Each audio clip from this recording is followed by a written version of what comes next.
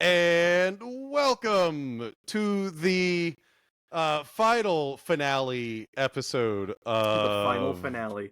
The final finale. It's of the until the next one. Yeah, it's the last one until the next one. They're really taking notes from Attack on Titan. So yeah, this is the finale. It's the finale. If you've been keeping up with Alien Earth, the finale just aired a couple of days ago. If you haven't, then this is going to be news to you. So tonight, I am once again. This is The World Is My Burrito. I don't know if I said that. I don't think I need to say it. You know what you're listening to. Well, they did click on it. It's not like it I know. randomly just gets beamed into their ear holes. It's weird, Maybe. like advertising my own podcast on my own. Yeah, here's where you can find me. Right fucking here. Anyways. Right here. Okay, tonight, as always, I am joined by Zack and Mike from the Neatcast.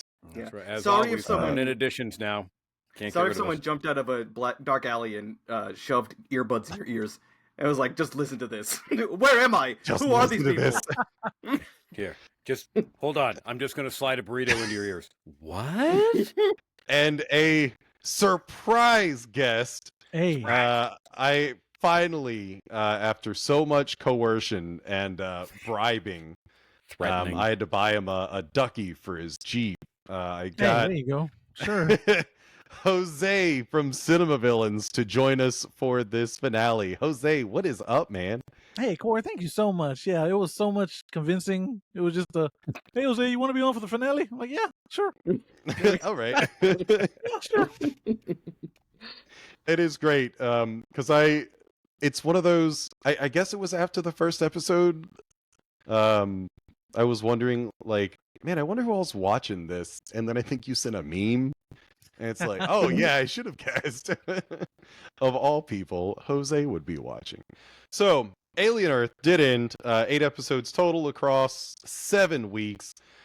Yeah, gents, I guess the real starting question, before we get in all the hard-hitting questions... Who's the real monster? Actually, no, we did this for everyone else, and I think I'll do it once again. Jose, What up? give us a brief little breakdown of your history with the franchise. Okay, so it's crazy because growing up, I did not watch Alien first. I started with Aliens for whatever reason. Okay. And I was Yep. like, wow, this movie's really cool. And I didn't watch Alien like years later. I mean, I must have been like early 20s. I was like, I guess Oh, my goodness. I should finally watch one of the The alleged prequel? greatest movies. Yeah, the prequel. I can see why she's stressed out about these things now. I'm like, it makes sense. I feel like That's for right. us, You're we're Oh. like, just Then- over emotional in the second film. Jeez. Yeah, I was like, hey man, is it really that bad? I'm like, oh wow, she really went through it. She went through it. Yeah. I feel like for us millennial kids, Aliens first was a pretty common thing. Just like I see you have the Gremlin statue behind you. I feel Oh, like yeah, yeah. Gremlins 2 Mhm. first was also a common thing because they're like, watch the Yeah, less no, horrifying exactly. sequel.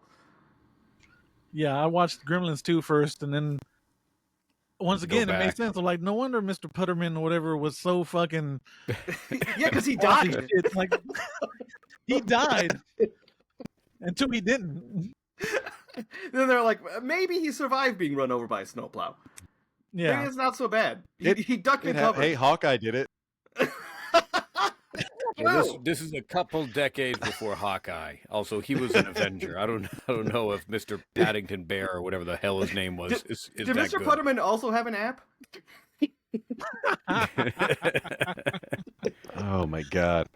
So yeah, for those who aren't aware, Jose being part of Cinema Villains, as I mentioned earlier, they are a horror themed podcast. So they now, Corey, we're movie themed. okay. You Shaq are would be movie really themed, mad if you villain put us in themed. one I box. know. I think I did this before. Yeah, and got cussed out. So Yeah, he literally cussed me out too. Like, why the fuck didn't you correct Corey? I'm like, okay, man, yeah, he was I talking. mean, We're not- Yeah, movie Just themed. listen. 98% Yeah. is horror movies, but movie themed. It's Yeah. fine. So I'll correct it and say that you guys are collectively big fans of horror. Yeah, Because I don't think there's a horror film that y'all haven't seen at this point. And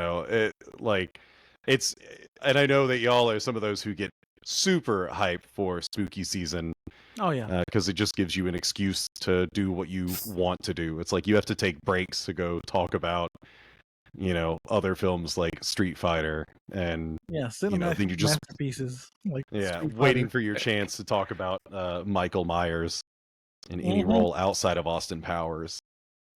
So Yeah, that So, that's only Shrek. Those are your two options.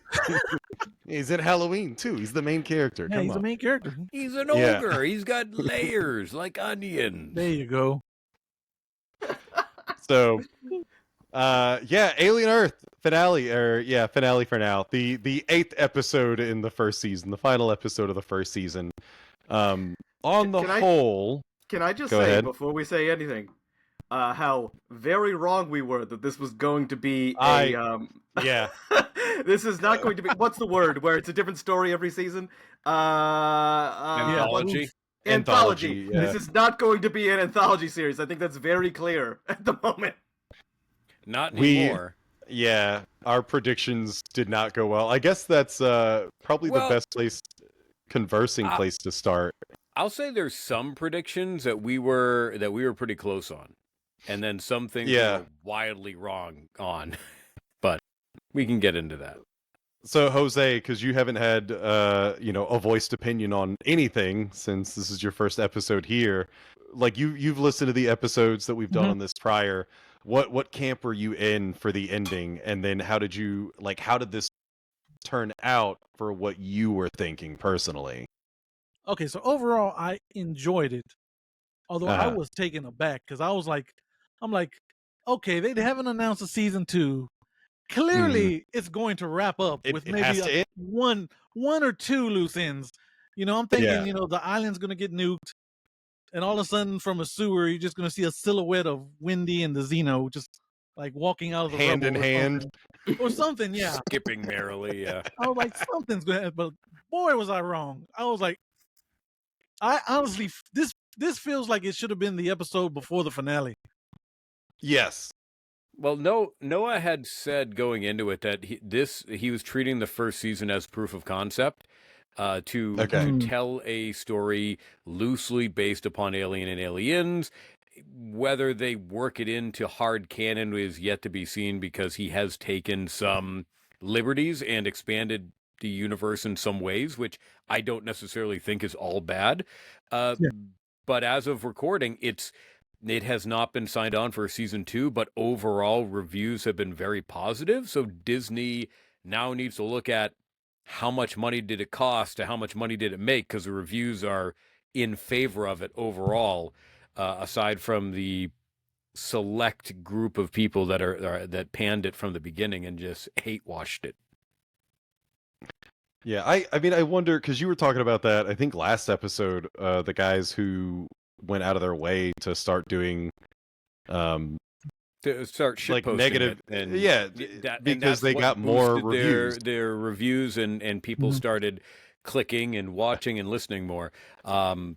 So I mean, I'm sure there are people out there that don't like it. I realize that, but Yeah, the general reviews that I have watched it, like I think the low end, I think on IMDb have rated it like at a 7 out of 10, and the highest I've seen is Rotten Tomatoes at like 93%, and I think it's honestly somewhere in the middle, somewhere. And the more that I think about it, I'll probably come to a solid rating, but I think somewhere between a 7 and 9 is where it's going to fall in general.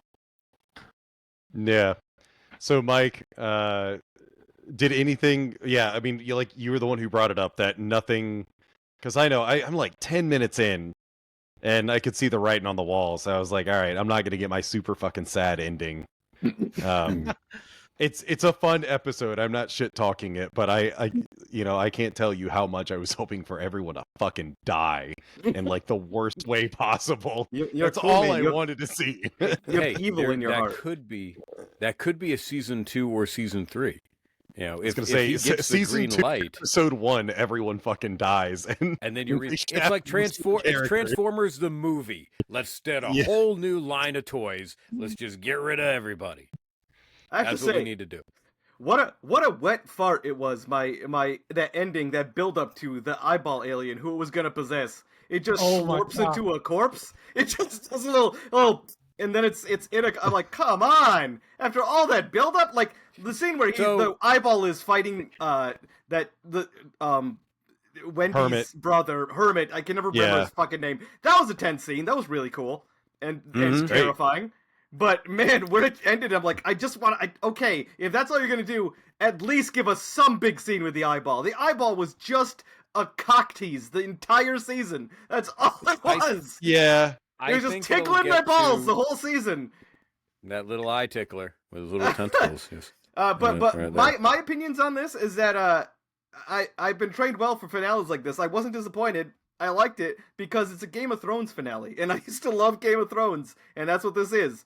The Game of Thrones, they had a insane episode right before the finale, and then the finale was all set up for the next season. And that's pretty much what we got. Yeah, I think they did a solid enough job with the setup because everything kind of comes it really does come to a head. Curly seems to kind of finally recognize that she's not the favorite, even though she keeps talking about it.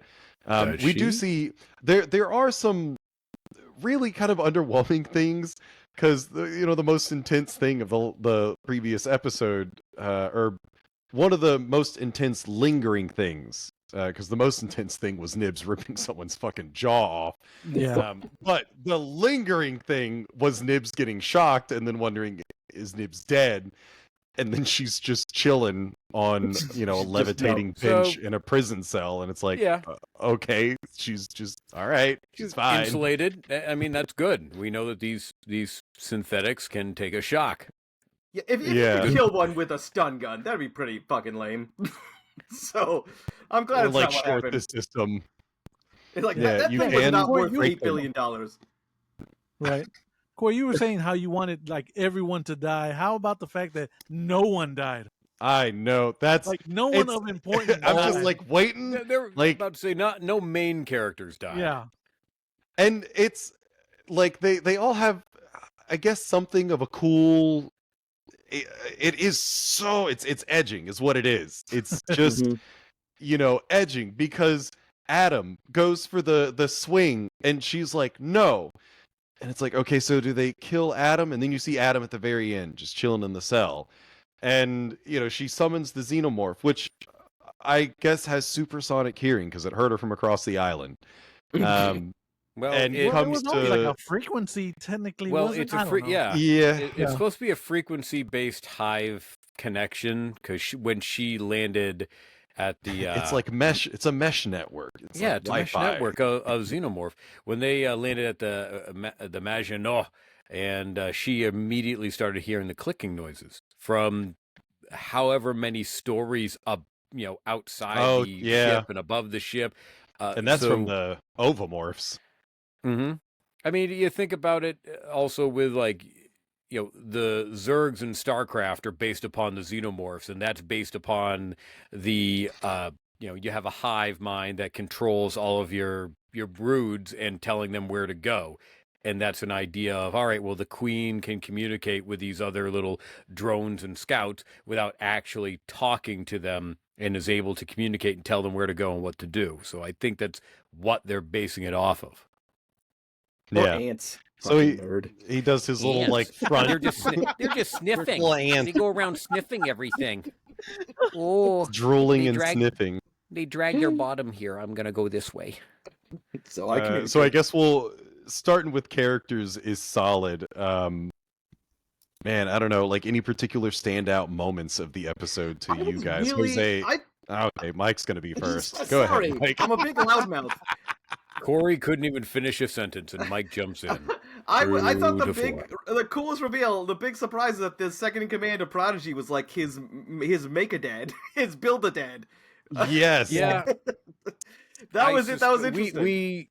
We suspected that he was a synthetic.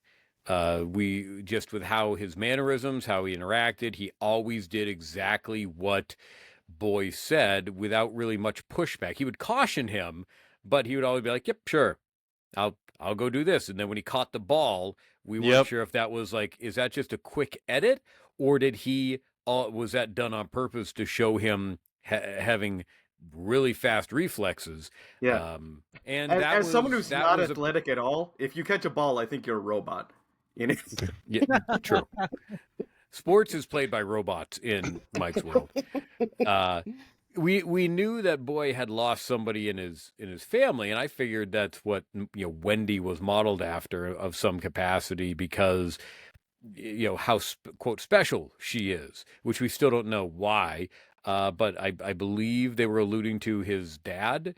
I mean, maybe it was somebody else that was in the car accident with him. He did say he hates siblings, so I don't know. We just know that his dad was killed, and then Robot Daddy took place of Daddy.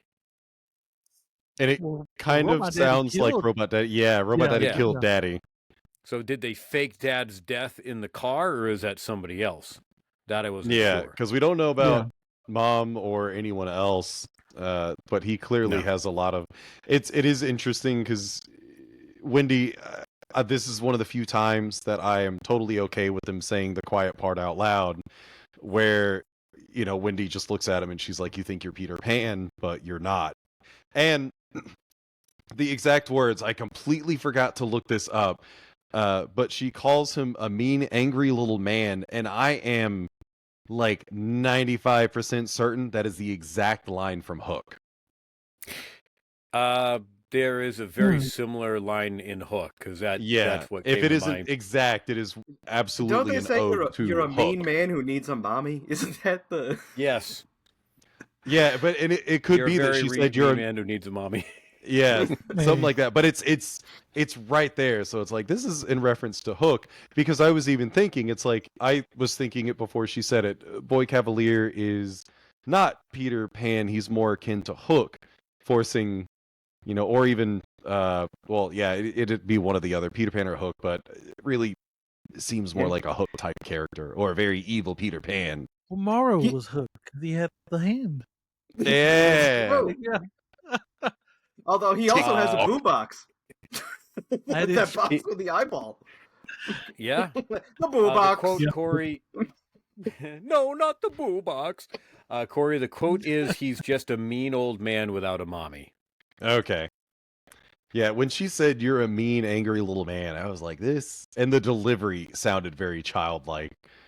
But yeah, Adam, I wasn't. It's not surprising, but I think Adam might be the real threat, because we've been talking about Kirsch this whole time, and it's like, Kirsch is a scientist and he is a leader in capacity, but is Adam the real threat here?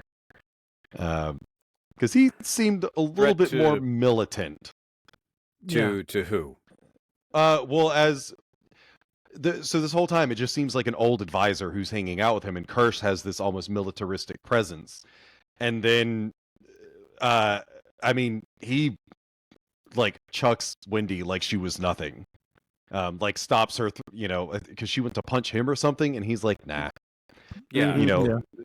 It was effortless, and it was only by means of the, network connectivity. He didn't have a VPN. Shout out to NordVPN. And he clearly doesn't follow the rules, Asimov's rules. Did he count as a robot though? Well, no. Well, he killed Daddy. Oh yeah, no. So made by a psychotic child. There's an anti-daddy clause in Asimov's rules. Oh, that's true. You have if to you're read my the daddy, business I card. can kill you. So I loved his reveal. As for other characters, the distribution of tasks scene I thought was very fun. That was it made sense for the most part, who went after who, because of who had wronged them. I was so certain Nibs was going to crush Dame Sylvia's skull. Yeah. I was like, oh, she is in trouble. I don't know what else we can do with her character, with Dame's emotional character, other than season 2 that she sees her dead husband and doesn't realize he's dead until the eye jumps into her. I think that's about all you can really do with her at this point. I think her story's pretty much done. Yeah, I think she's fucked in season 2. Yeah. Maybe she brings back to life the other. Which one was it? Toodles. Toodles. Yeah. Because I'm still she has Toodles. His brain in the cloud or something. Yeah, they've got to have that data stored somewhere. Yeah. Because if they, maybe I don't know. We don't really know what's going on. I you like copied it initially, and you got to have a backup somewhere, unless you just don't have space, which I would imagine this place has enough space for it. That's what you would, think. Also, but this episode emphasizes stupid people making stupid decisions. Like they triple down on that all episode. Oh yeah. Also, my other favorite moment was Kirsch diagnosing Boy Cavalier with ADHD. It's fucking great. That's confirmed. He suspected. I think you're neurodivergent, sir. You're too much out. Tylenol as a kid. There you go. This is your podcast. You get to make those jokes. Unregulated Yutani Tylenol. I still hope Weyland-Yutani.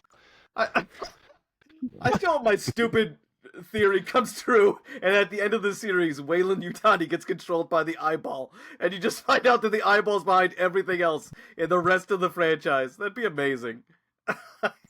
I want that so bad. That would, as interesting and kind of cute as that would piss so many people off. Oh, it'd be dumb. Yeah. But I'm not opposed to dumb shit happening. I feel like it needs to be like a Silent Hill ending where the film ends and credits roll, and after the credits they have like the eyeball taking over. Yeah, just that little stinger at the very end. The dumb. Yeah. Also, I've noticed the eyeball favors the left. Yeah. Always the left eye socket. Every time we've seen it in somebody. The makeup artist only works on that side. That's all that they're good at. They're like, it's going to take over. Yeah, I'm not good. You turn me around. I get all, can't do it. It's going to be coming out of the back of their skull. I can only work on the left eye. The eyeball will talk, and it just wants to go back to space to be reunited with right eyeball. I'm on its side. The eyeball's the main character for me. So I heard a wild theory about someone who is breaking down the eyeball, which I forget what it's called, the whatever it is, the T-O. T-Oculus or something like that. Yeah, the T-Oculus. And they're like, what is its inspiration? Is it here to take over the world, or is it more like it just wants to leave? And I heard they made a connection to The Thing, where even though The Thing was taking over humans in the movie, it was trying to build a spaceship to leave. Because if the objective was to just take over, it would have just continued to take over more and more people and found a different way out than to build a spaceship to leave the atmosphere. So there is a theory behind it going, it just wants to get home. It just wants to go back to wherever the hell it came from. And it's trying to find something with opposable thumbs to build a spaceship. Go find Mrs. Wright. That reminds me of there's a famous fan fiction. I'm trying to find the title of it, but there's a famous fan fiction based on The Thing that's told from it's a story of The Thing, but told from the perspective of the thing. Yeah, where it's just like terrified and trying to escape. I think that's what the eyeball is. Everyone's setting it on fire. This is a jailbreak movie for the eyeball. Yeah, I just want to give you hugs. The Great Escape. It's like Shawshank Redemption for that eyeball. He's gonna stand in the rain. I want it to be the last shot. His little tentacles in the air. It is the eyeball is a hell of a lot of fun. I just love how it's jettisoning itself across the room. Like it is Yeah, very smart. It knew when to quit too. It is very durable though. Oh yeah. Yeah. Because like, no, Wendy's gonna squish it. I'm like, yay, it survived. I know. It's like, oh, don't take over her brother, but also it'd be cool if you talked because you're It'd the be great. great if you had I want to hear what you sound like. weird family dynamic of you're a hybrid and he's a eye thing. Yeah, Wendy does like aliens, so they might get along better. She does. It's true. It's true. She connects with them because you know what? They're simplistic and they don't screw each other over. Yeah. Also, do we know for a fact you can't survive the T-Oculus taking over your mind? I mean, obviously your eyeball getting ripped out is pretty bad. That's a pretty bad injury. Well, we haven't checked in on the goat, but considering the fact that it takes over your motor functions, well, okay. Looking around in your brain. It's like Ratatouille, Zach. Yeah, Ratatouille's on the God. outside of your skull through your hair follicles. It's Mike and I tugging don't on know what your- that's like. Yeah. Such a confusing movie for you two. God, why does this work? Is that what How's hair it- is like? Oh. I didn't understand it the first time I saw it. It's like, what's that stuff on his head? Oh man. I just want to put a raccoon in my head and have it control me. Yeah. Rakakuni. Jose, did you have any particular like standout character moments that you liked? You know, rewarding for the series or just within the episode? Honorable mention, just Smee going with it. He's like, "Yay, I'm a ghost now. I'm a bad guy. I'm gonna go around." He's like, "Raw." He's like, He puts his fucking hands up behind him. That was great. I was like, "This actor's great. This actor 100% convinces me he's really a child." It's like, He's the MVP. the most fun. yeah. Then we finally got to see Morrow and Kirsch fight. That's like the one thing we've wanted. Besides the eyeball taking over, I think that's what we've all wanted. It's like, Yeah. I'll just fight one good time, and they did. He did. And they both got a little messed up. Yeah. Yeah, messed up just enough. I like the irony of how Kirsch gets taken out because he severed the connection, and that's all it took to completely disable this robot that seems otherwise very powerful. Mm-hmm. You know, I don't think he's as strong as Adam after having seen Adam, you know, throw hands at Wendy. He's obviously a strong dude, and yeah, because Morrow got to be somewhat durable too. Because I just assume a synth can knock your head off. Yeah, with a punch, Yeah. and he was kind of eating them. So I was like, well, you can kind of see like the damaged eye. It's almost like Terminator-esque. yeah. You know, you can see that it's a false eye there, and we don't know the extent of how synthetic he is. Obviously, he's a lot, but we haven't seen, you know, like an X-ray anywhere. So, and that's what I like about these two characters in particular is, I mean, as far as we know, the only thing separating them is Morrow probably still has a human brain. Like, I think so. We don't know that even has human lungs at this point. Like, he could be entirely robot, with the exception of, you know, maybe it's like RoboCop where that right arm is human, or at least not. Maybe it's just not a fancy arm like the left arm. So Yeah. I'm gonna guess that he still has lungs because he had the breathing apparatus on in the crash pod. So I'm guessing that he still has some internal organs that are human. But I would guess that his legs are synthetic. One, because jumping off of the omelet in episode 2 or 3, where the alien jumped off, but we saw that Wendy could jump off the side of a cliff and she doesn't do it. Makes me go, all right, he's probably got really strong legs. Also, having a synthetic hand and arm doesn't mean you can just lift open a hydro press door, because you could grab it with your arm and then lift, and then your legs would concave because you need to have the ability to also lift with your legs, not just with your hand, which he does in the backstory episode. Zack, character Yes, moment. What did you like about it? We got Smee, dude, and I do have to agree because dude, him just like doing the hands, it's so fucking funny. Because not expecting that. That was like, what the fuck is this? That's the most random thing in the entire franchise, but it's so on point. It was perfectly timed how they all did it, because at that moment, Cavalier had come in and was kind of trying to talk to Wendy and the other Lost Boys that were in their cage, which we didn't know how long that was going to keep them if they actually wanted to break out, which was no time, because Wendy, we don't know how, but she is in control of everything. And just unlocks the door, and Cavalier's guard gets taken out because the guard's an idiot, and then he's dead. Yeah, when Wendy goes run, and then they all strike a pose as the lights immediately start blinking. Right when she goes run, then it becomes a fucking horror film, which is well done. And I did make a note. Because the moment she's like run and the light changes, it's like she sets the complex lighting to rave mode. Mm-hmm. Which is it's like Skrillex is playing somewhere and the lights are just going off to it.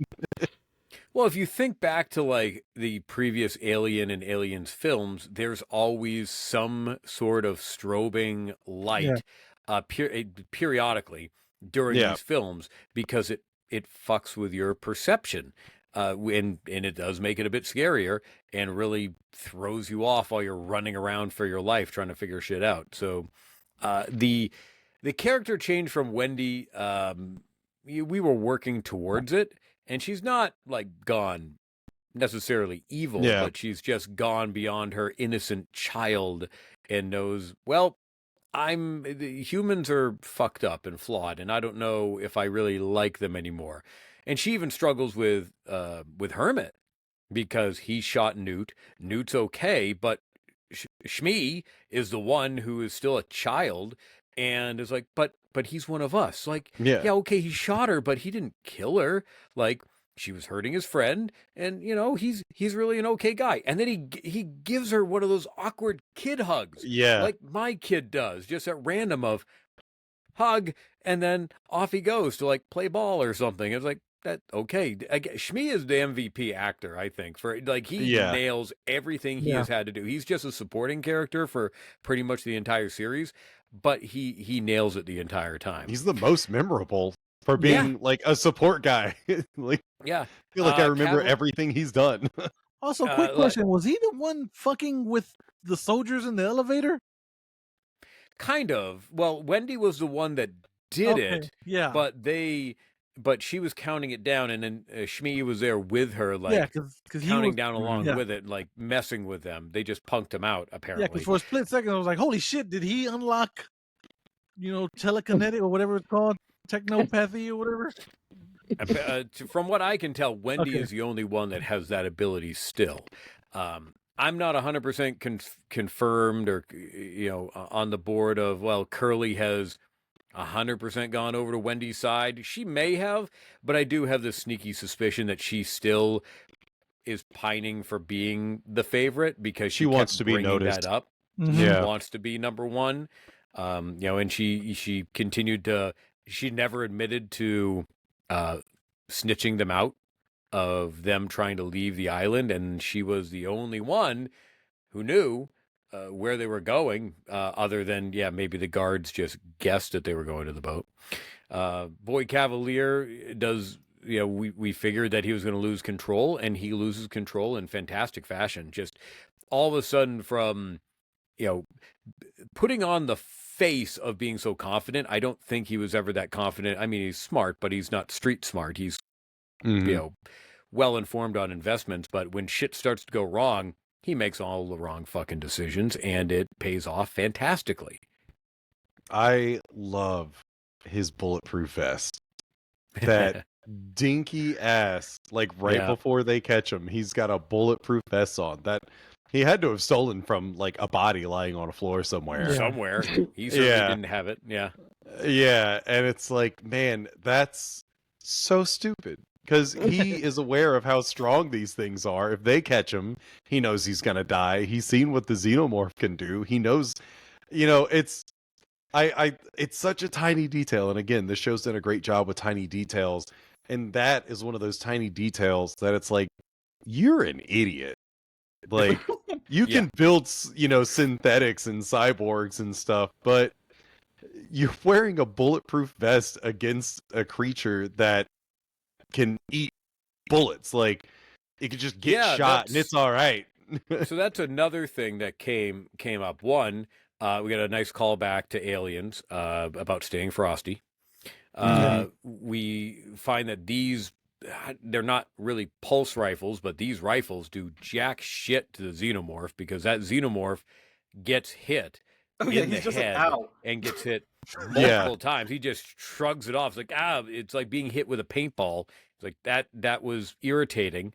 And then they try to go down to the armory to get whatever the big guns are, and they never get them. And we also had the payoff of of seeing the plant, the very fucking mobile Venus flytrap, or whatever the plant from Half-Life Starfish.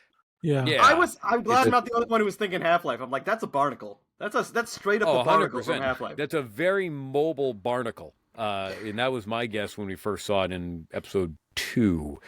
Was that is going to grab somebody, but it went a lot quicker than I thought. It leapt down and gobbled up Red Hair McGee, and but then they did the stupid trope, which I don't like, of person in air can't see, shoots other people that you need to get rid of.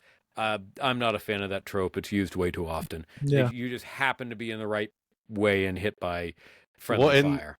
There was also, I don't know if y'all got the same feeling, but when they were about to get on the elevator, I was so certain the Xeno was going to like pop out and kill someone from the doorway, because like the guy kind of walked close. He was hanging back. He didn't die. Yeah, he didn't die. But then they framed it to where they've got like the redheaded chick, him. Yeah. Well, not in the elevator. They're not in there yet. So before they go in, they're having a conversation, and like the guy starts to walk and then stops and turns around and kind of comes back.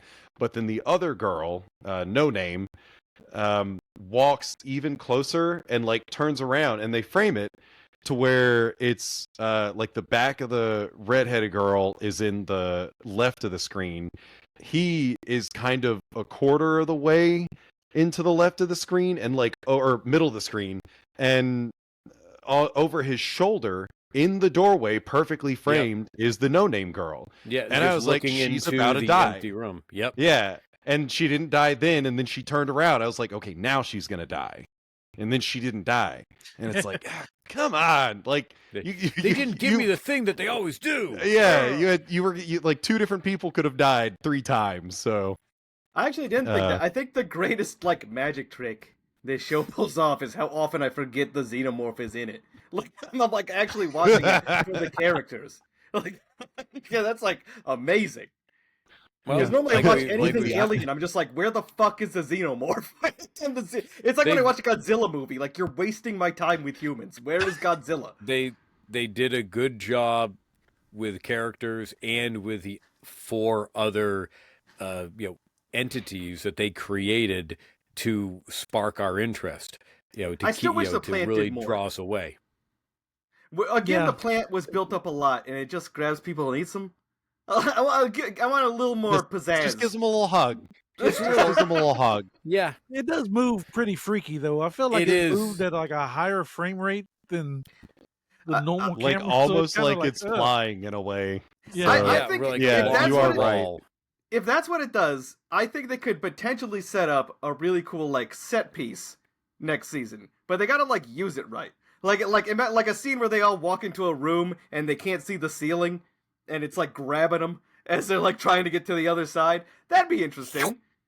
Yeah, if you have a room full of those, yeah. But just the reveal of what it does was a little underwhelming to me. I'm like, okay, all right, they're barnacles. They're Half-Life barnacles. I get it. Okay. Very quick, angry barnacles. Yeah. You could have just showed that in episode 2. You didn't have to once again tickle my balls for no reason. Like we got to see. Yeah, they could have swapped out that plant for the leeches. The ticks. The ticks. Yeah, because they show what the ticks do later anyway, so they probably could have swapped out in a much better what scene. The starfish does. Yeah, show the starfish. Show the dead, drained bodies with no context, and then the leeches later, or not leeches, ticks. Same thing. Bloodsuckers. Leeches. The land leeches. Yeah. Any so. Characters are great. Well, Mike, I don't know. Did we do a character standout moment for you? You talk so much; it's hard to remember. Mike just interjects himself into everything. I said that I really liked that the reveal about his father, but I just liked everything with the kids. How they embrace being ghosts and haunting the facility. Everything with that was so entertaining. It became a Home Alone movie, kind of. Get away. Nibs dropping into Dame Sylvia's room. That was terrifying. Done. Just silently just. I love that Nibs just growls go, now. Shit. I love that Nibs just growls like a dog now. It's so great. She's so broken. Growls and smiles. Yeah, she's insane. I love it. Her brain broke and then broke again. Yeah. Mr. Strawberry died, and that was it. That was the last straw. It's like that was fucked up. That was the only major death of the series so far. Her little toy dog. That was the Ned Stark of this season. Exactly. The Ned Stark. Oh, he's gonna make it out. No. No way, Mr. Strawberry dies. What? What? And they beheaded him in front of everybody. Oh my god. But yeah, that team of soldiers was basically the Wet Bandits. That's what I was thinking as I was watching it. Yeah. Except there's only like a couple traps, but yeah, they're dead now. You could say they were more effective. Less traps, but more effective. No trap actually murdered Harry or Mark. So we have spoken at length about the T-Oculus. Yes. The character that is a ball with the biggest balls, but in your eye. Yeah. So any other? We did get a little baby Xeno. Which at first, adolescent area. Don't speak to me or my son ever again. So I was a little confused at one point because like they're supposed to grow kind of fast. So when things started going to shit and the little one left, there were a couple of scenes where I couldn't, I guess, properly see the color on the xenomorph. So I was like, oh, the little one's gotten bigger. Like it's escaped and wandered around and just like they do, it's magically gotten bigger. And then there's like the final scene where, like you said, the don't speak to me or my son ever again, where the Xeno's sideways on the cage and the little one comes up and he's like, yeah. But he also had the little jump scare, which was fucking adorable. It was the military guys, right? The starfish kill, where it just like slaps against the glass for some fucking reason. It's like, damn it! It's like face first into the glass. He's a cutie. Yeah, like, I want some of the action. I'm bored in here. Xenomorph purse dog. Little. Well, for another a Cheweenomorph. Yeah, it's a Cheweenomorph. Sweater on him. Put an Let me extra know how that long goes. key that fits on their dome head. Just yeah, I want to see him walking you could around dress with him a up little as harness. a hot dog for a Halloween. Put buns on the side. This xenomorph's going to be this is going to be unfortunately one of the deformed xenomorphs where it's like inner mouth like hangs out the side all the time. And they start a TikTok channel. It's a fucked up Chihuahua xenomorph. Come on. Yeah, wins an award for being the ugliest xeno. Man, yeah, this is what you get for inbreeding. That's why you got to stir it up a little bit. God. Stir up that genetic pool. I mean, they technically used a different set of lungs. So. Yeah, I guess. Fine. So will this Xeno be bigger by default because it came out of a normal sized person? I don't know. Just kind of. I don't think so. Okay. Yeah, it'll we'll be regular size. Because I just assumed Wendy Xeno was going to be like a smaller type Xeno. I'm like, oh no, that's a full grown Xeno. Holy shit. Never mind it. Yeah, I mean, it hung out in a lung, and then it popped out, and it's like an 8 foot tall ish alien. Kind of brown and white, I think. Yeah, kind of a greenish tint. It works well in the jungle. Yeah, it'll be interesting it looks to see like what a stone. It'll be interesting to see what the new one looks rock. like. Yeah, yeah. And I guess the one thing they would have to be worried about is they're following Wendy now because of whatever reason they view her as like a hive leader, a queen. What happens if you have a potential xenomorph pop out that is of a royal? I forget what it is, a royal chestburster or whatever it is, and then that becomes the queen. This, like essentially what. Granted, the one in Alien 3 came from a different facehugger, but depending on your lore, they can evolve eventually and have a queen, and then it would be, oh, well, this human synth is not your leader, I'm your leader. And then, I don't know. I don't think Wendy's going to have her pet dog forever. Yeah, that might be a fun thing, because it is, I think that is similar to, it's either ants or bees, where they just, like when they need a queen just kind of appears. One can evolve into one, yeah. Yeah, that's how it was in the AVP game from 2010.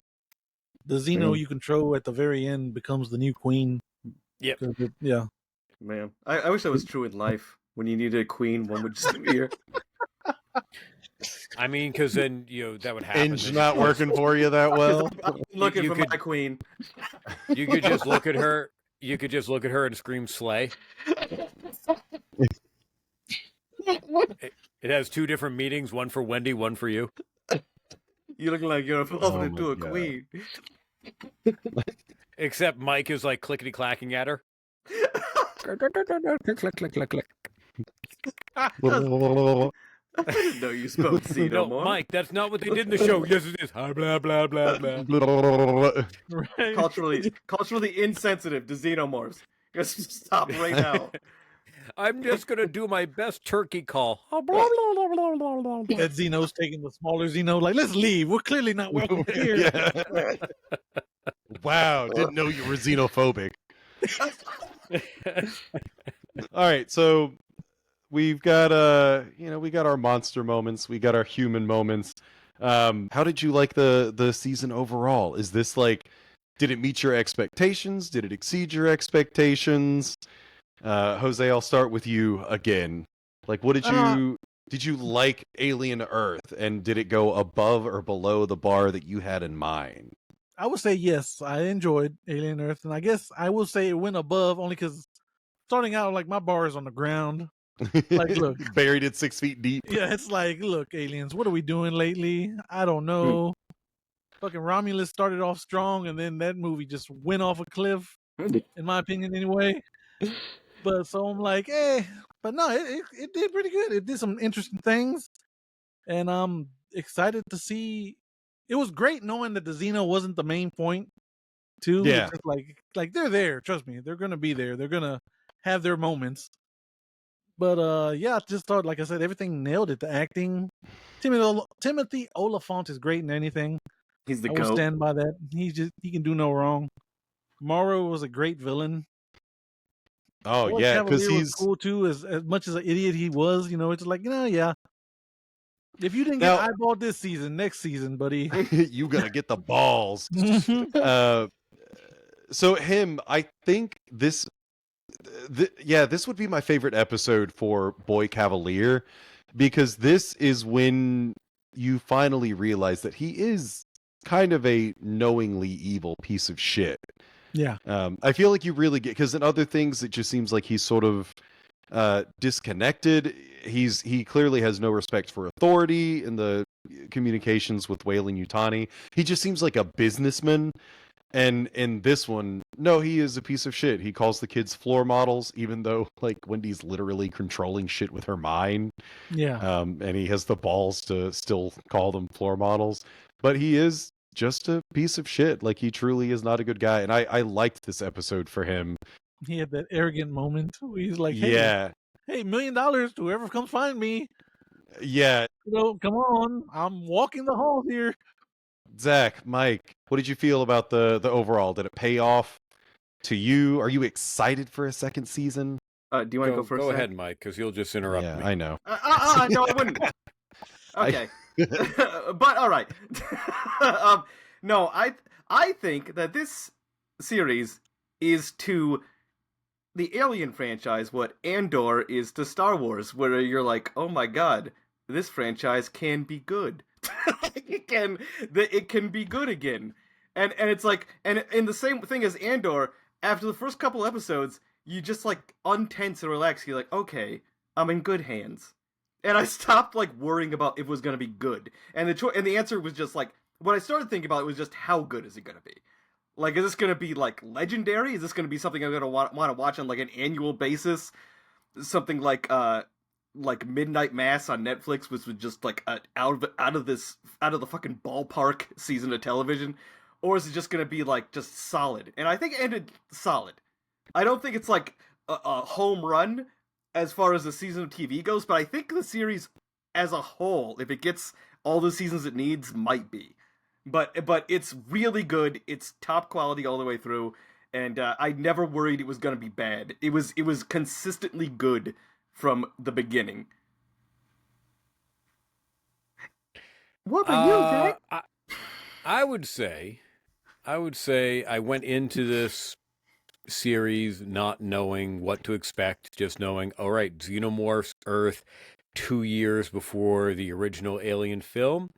What are they going to do? I do not expect to have a full infestation like some people expected and then were angry when it didn't happen. I think they did a good job of utilizing the xenomorph where needed. Over 8 episodes, it has to be used differently. I think the acting was great.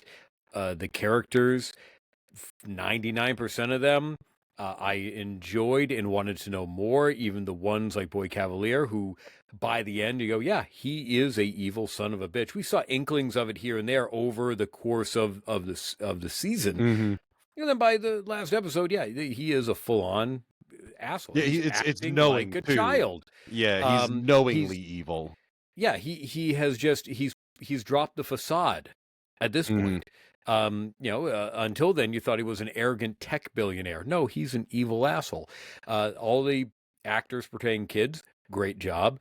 The fact that we got, traditional, actors in prosthetics playing, a xenomorph, I loved.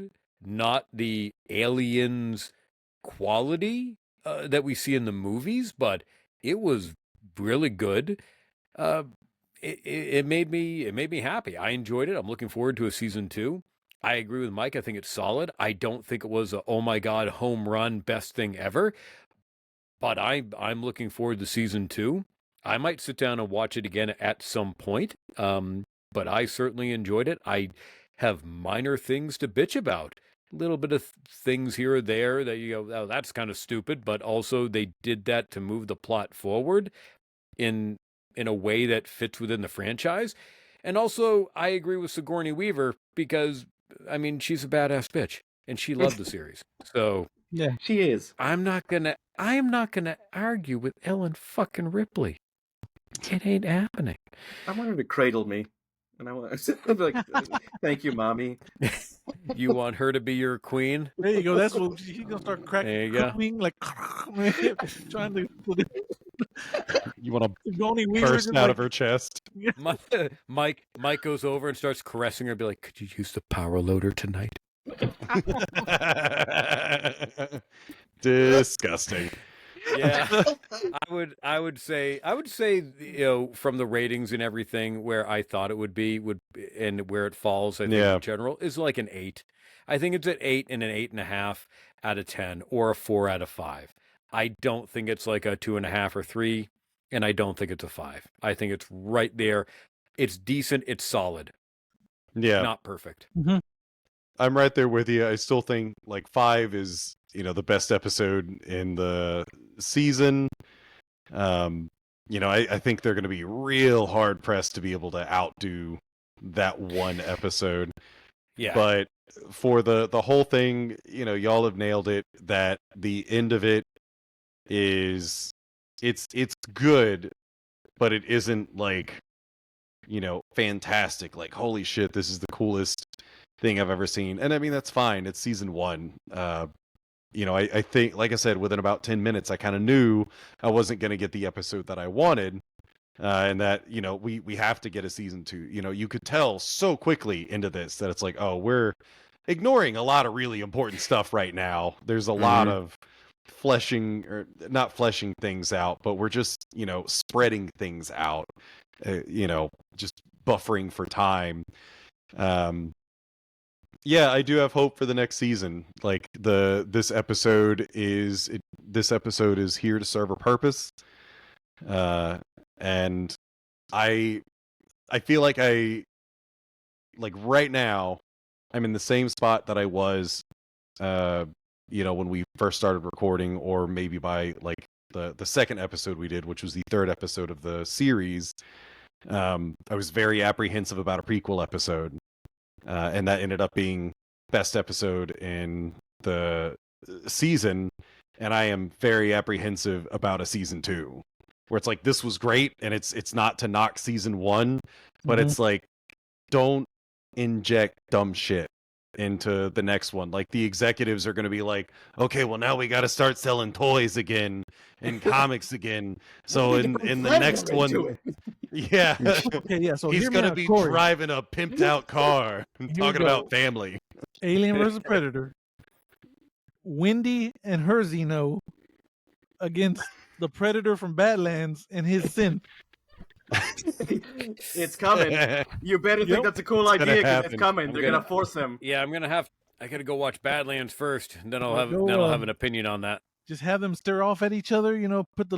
Start playing Limp Bizkit my way. And oh yeah, we didn't touch on the music it ended with. Pearl Jam, Animal. Yeah. How did you guys?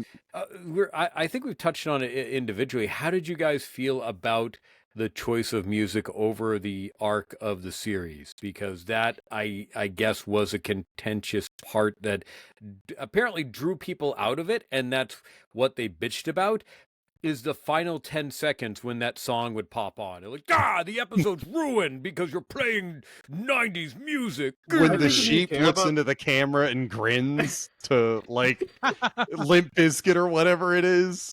Yeah, if you can't find joy in that, you have a dead heart. I don't know. Maybe it's just because this was all my music.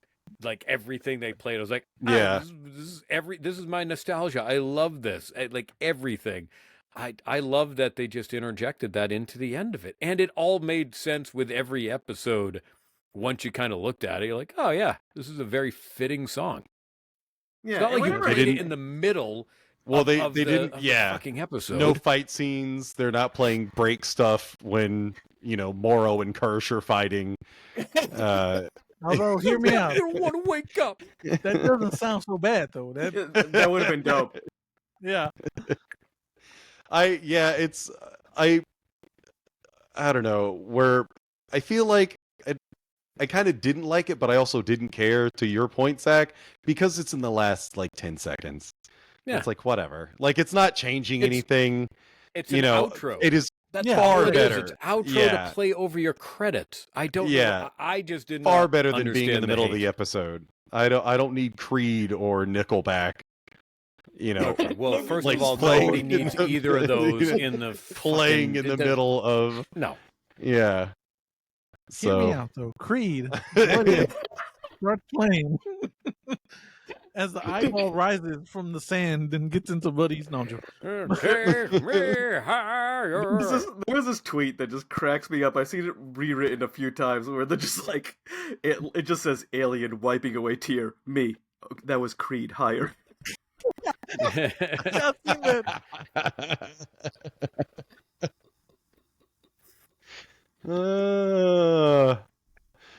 Yeah, no, the music, that is a good thing to bring up, but yeah, I mean, if someone stopped watching the whole show for that, it's like, dude, fucking, I don't know. I don't know if they go stopped suck watching, on a wet blanket or so, like. I If did somebody see wanted to hate the complaints show about that. already. Yeah. This is mostly what it was when I saw people. They were already going, "This is the worst series ever. They've ruined this the IP." No, it was ruined. It's like the complaints you see for it's like the complaints you see for James Gunn's Superman. People who are fans of Henry Cavill's Superman, they hate everything about James Gunn's Superman. They'll choose the dumbest reasons to say it's a piece of shit. Not enough It's abs. like Exactly. I'm It's just like saying. if you prefer Henry Cavill, No. that's cool, but like, come on, you guys are stretching. You're Exactly. I stretching. mean, just hate it because it actually is a piece of shit. I'm gonna kill you, Zack. Now you've gone too far. Oh man. One of the things we got in this episode, and we talked about this last episode in particular, we got quite a few full body Xeno shots. Like just Big, fully sexy, there full-body on Xeno screen. Full front. Yeah, full frame. Yeah, Giving Mike those full lips. frontal. I like his Little- lips. Little drooly. They Also, were quite moist. I'll say that. Yeah, Moist. very The whole moist. time just showing them at you. We, me and my cousin, we used to love when we were kids watching monster movies, and we were like, you know what? The real secret to a great monster is a Muppet that's Just very the moist. lips. Just the lips. Make a Muppet nice and moist, and you got a killer monster. When you start after a story like that with me and my cousin, I did not know where you were going, but I'm happy where it ended. I'm How glad much you do and you your think Miss cousin Piggy like is? moist monsters. With Kermit? I don't know. He might be packing a cucumber. I don't know. Okay, well, we completely all failed on what we expected or wanted to see out of season 1's ending. So Weyland-Yutani is they've got all their ships They're coming to invading. the island. Yep, they are invading. They're ready to throw down. What do we think is going to happen in season 2? We do still have 4 eggs, right? And everything in there is unlocked right now. Yeah, 4 eggs. The plant, the eyeball are out there. The flies, There's a Xeno and a half right now. Xeno and a half shell. Yeah. Well, they did promise Yutani her shit back, so she's gonna show up at some point. Yeah. Yeah. She was she on the plane, or were they just They overlaying just that showed, with the yeah, that was an planes overlay. coming in? I Okay. cannot fathom. Because I I don't saw know why that. she would be going in there. Exactly. Yeah. I That know would be exactly. When I saw that, I awful thought idea. the same thing, and it's like, oh my god, she's not that dumb. And I don't think they would. She doesn't seem like the kind of person who would deal with things one-on-one. No. They They don't send want in the yeah. preliminary team, which was Yeah. Morrow, and supposed to cause chaos, which he did. Oh, yeah. The facility is pretty borked right now, so they're gonna get there, but I don't know if their weapons are gonna do anything to the Xenos. Yeah, you talk about it being borked because they mentioned the very beginning. It was, I think, Wendy who severed the lines to the mainland or whatever. So Morrow severed Was it the Morrow? lines, and Weyland-Yutani are blocking satellites, so they were cut yeah, off. I know Weyland-Yutani's blocking the satellite. I don't remember. Did we ever see? Because they showed like bubbles rising up in the same ship where the last episode ended. That like- was supposedly where Morrow, they were talking about how he cut the lines to the mainland. So Yeah. since they came out of the ocean, True. That's while they were true. underneath, they cut the lines so that they had no communication and that they couldn't see anything. Wendy did take down communications within the facility, but she could easily turn on everything at the facility that is automated. But once you Yeah. start losing power, I mean, the mold is going to start it was already continuing to deteriorate even at a quicker pace after one episode. And they have no, I mean, who knows how many soldiers are left. The Xeno was clearing them like left and Oh, right. yeah. Yeah, I like the destructive path kind of interstitched between a bunch of stuff. So next season, we're going to get 6 Xenos because we still have 4 eggs left. You want to get one rebel Xeno, one that just doesn't listen to Wendy. You just know that's doesn't what's give gonna a happen. shit. It's death. That's what's gonna happen. The edgy teenage Xeno, it's gonna have like hair over one eye. Oh my god, you took the words right out of Just listens to My Chemical Romance and never cleans its room. Yeah. that and that. Shops at Tonight Hot will Topic. be the night that I will fall for you. Fall for you. Oh my god. No, season 2. I'll be excited when it comes out. I will be watching out for commercials whenever that's officially a thing because I want to get a feeling. We'll see how the previews do. Yeah. Because this one they didn't really do a lot, which is good. I hope they do the same for 2. I hope they I want them to stay on this path that they are on. Again, that kind of being my biggest point that I just made is don't go fucking nuts with it. Just do what has already worked. I love what we did here. You can do the same thing and amp it up again. Everyone got hype when Goku went Super Saiyan 2, even though it was the same fucking thing. No. Do what works. His hair was slightly a different color. It was less blonde. Yeah, he finally was sparking. So now, do you think they should get off the island in season 2? I think that gets real risky. I think you have to. Yeah. I don't know how you can spend another. I mean, unless you shorten the season, I don't know how you're going to spend 8 episodes just on an island with an invading force being held off by kids, 6 xenomorphs, and a few random aliens. That sounds I dope. don't The know. whole thing is if season 2 is guerrilla warfare, Viet Cong. But how? But I don't. That's every episode, though. You can do that for a couple episodes, and then you're gonna have to change it up in some capacity.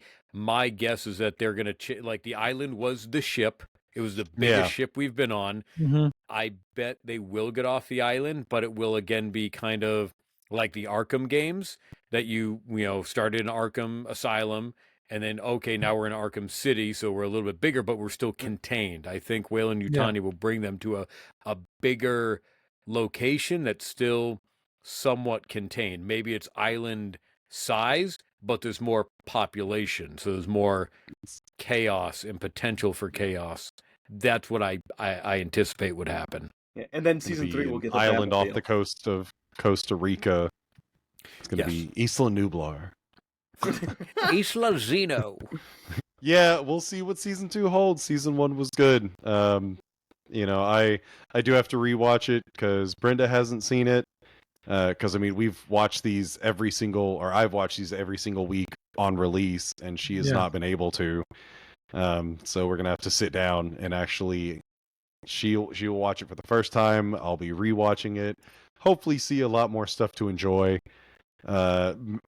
Mike, you have praised the director, in every single episode. So I'm really looking forward to, them continuing to let him do this thing.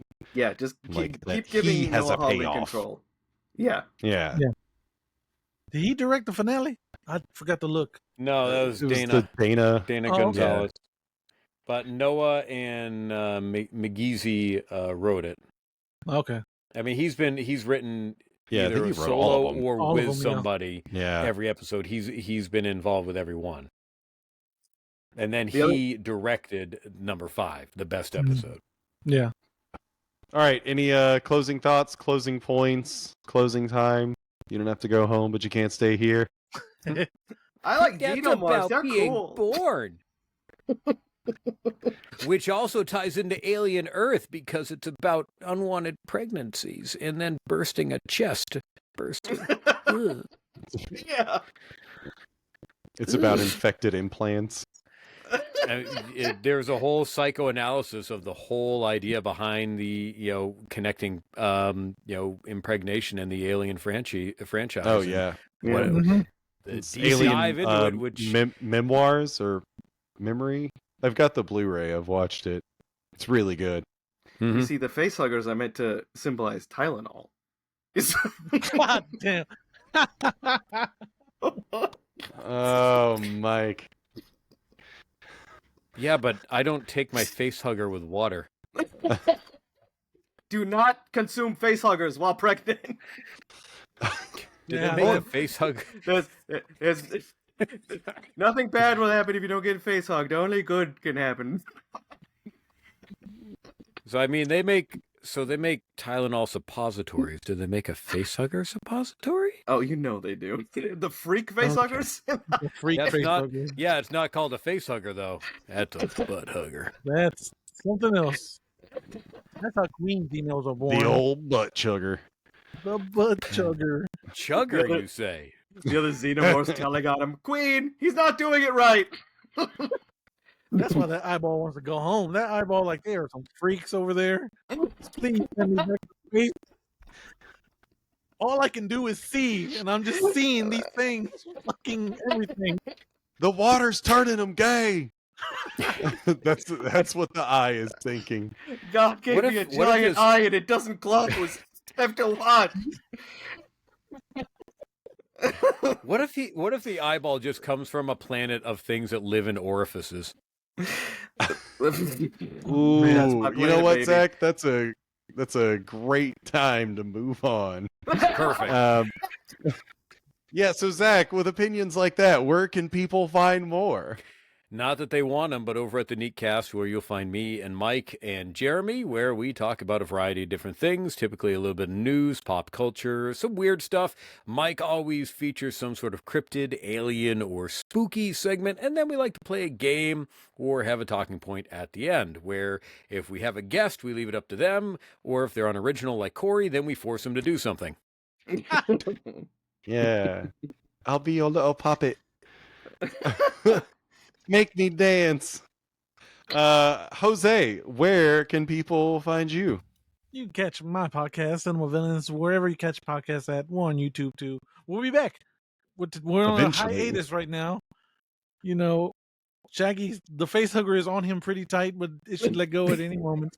Any moment. He's just going to have a few He's going to have a tummy ache. Days. Don't worry, he got one of the cool Xenos that pop up and do the little "Hello, my baby." So he'll be fine. Yeah, Baseball. He's got a face hugger with a fedora, the worst kind. The hipster before it latches to your face, it says "Milady." Drinks all my bourbon. The worst of all. Yeah, I'll have to bother you about some Halloween and horror related stuff. Yeah, go ahead. I'm ready. Yeah, I got to do some stuff. Got to make sure this is a fun month. So, yeah, go check out the Neatcast and Cinema Villains, and then of course me. You're already listening.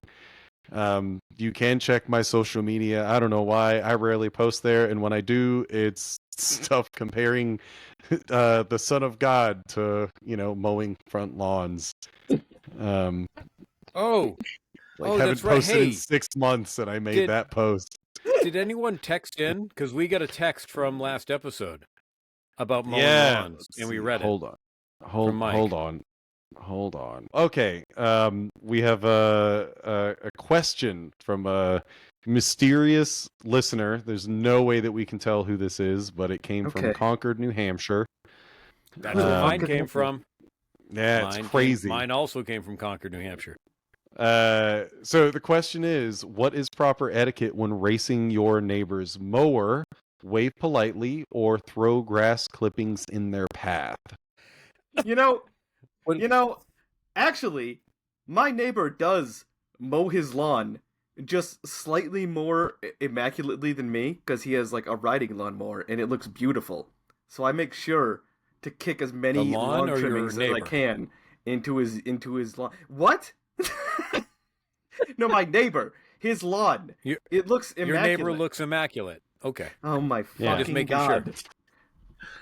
So I make sure to kick as many trimmings as I can into his part of the lawn so that both our lawns look a little shit.